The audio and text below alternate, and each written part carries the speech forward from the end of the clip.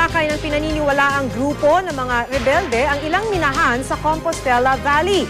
Sinunog ng mga salarin ng ilang kagamitan sa mga minahan. Isang bomba rin ang pinasabog na ikinasugat ng 2 tao. Makibalita tayo kay Margie Montejo Dacanay ng GMA Davao. 2 truck, 2 backhoe at isang driller na pagmamayari ng Philco Mining Company ang sinunog ng mga pinaniniwalaang rebelde sa New Bataan, Compostela Valley.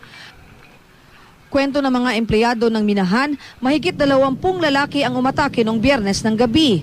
May pumasok sa amin dito ng mga armado na grupo pero hindi namin tiyak kung anong grupo yon kasi hindi namin alam.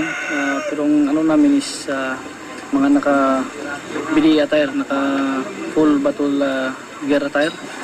Mahigit 20 milyong piso ang halaga ng mga sinunog na gamit. Patapos ang ilang oras, inatake rin ng mga armadong lalaki ang compound ng isang small-scale mining company sa bayan naman ng Nabunturan. Sinunog ang isang generator at isang SUV. Ang mga pag-atake nasundan pa kinabukasan.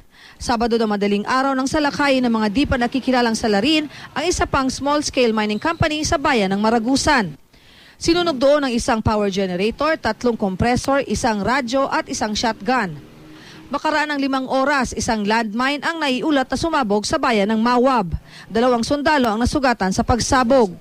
Paniwala ng 66 Infantry Battalion ng Philippine Army, isang grupo lang ang nasa likod ng mga pag-atake. Ang report is extortion. Extortion ng dahilan kung bakit nila ginawa itong pagsusunog.